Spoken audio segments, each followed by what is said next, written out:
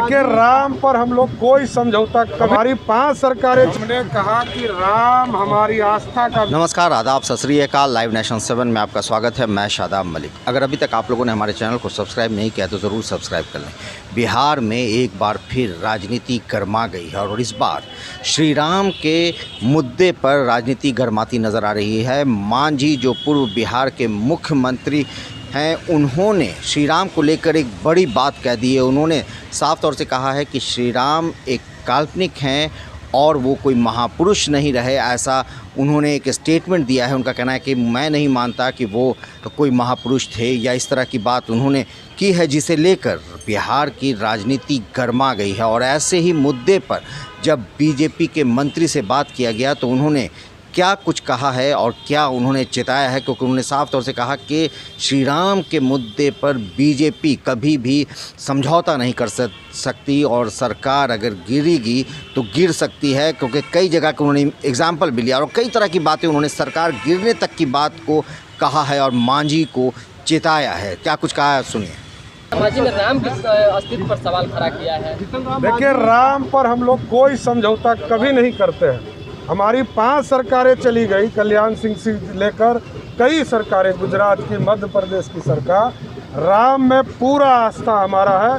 राम भगवान के लिए हम कोई भी कुर्बानी दे सकते हैं। मगर सर, क्या ये बातें सर सही है कि राम का अस्तित्व नहीं है? हमने कहा कि राम हमारी आस्था का विषय है। राम हमारा ब्रह्म सत्य है।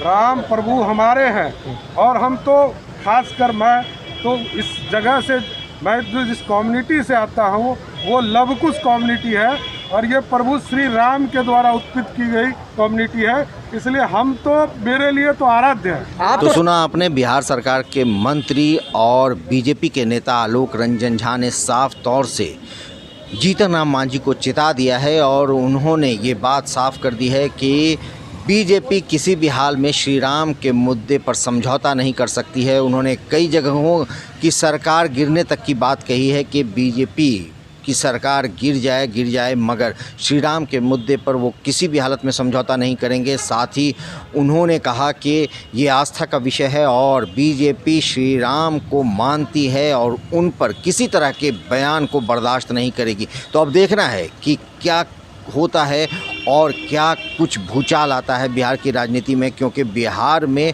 एनडीए की सरकार है और एनडीए का एक अहम हिस्सा है जीतन राम मांझी की हम पार्टी, और जीतन राम मांझी के 4 विधायक के समर्थन से चल रही है बिहार में सरकार। तो अब देखना है कि इस बयान के बाद और इस तरह के बीजेपी की चेतावनी के बाद जीतन राम मांझी की तरफ से क्या बयान आता है और बिहार की राजनीति में क्या कुछ होता है, क्योंकि मुख्यमंत्री नीतीश कुमार अगर मुख्यमंत्री हैं तो वो 4 दलों के मिलने के बाद ही एनडीए की बदौलत मुख्यमंत्री की कुर्सी पर बैठे हैं। तो ऐसे में अगर ये मुद्दा गर्माता है और जीतन राम मांझी और बीजेपी के बीच में तलखी बढ़ती जाती है तो फिर ये सरकार के लिए ख़तरा बन सकती है। तो अब ये तो समय तय करेगा कि आने वाले दिनों में ये किस करवट होगा और ये श्री राम का मुद्दा कहां तक आगे बढ़ेगा। इस तरह की खबरों के लिए बने रहिए हमारे साथ, देखते रहिए हमारा वीडियो। अगर आपको हमारा वीडियो पसंद आता है तो हमारे चैनल को ज़रूर सब्सक्राइब करें। अगर आप फेसबुक के जरिए देख रहे हैं तो पेज लाइक करें, साथ ही ट्विटर हैंडल पर हमें फॉलो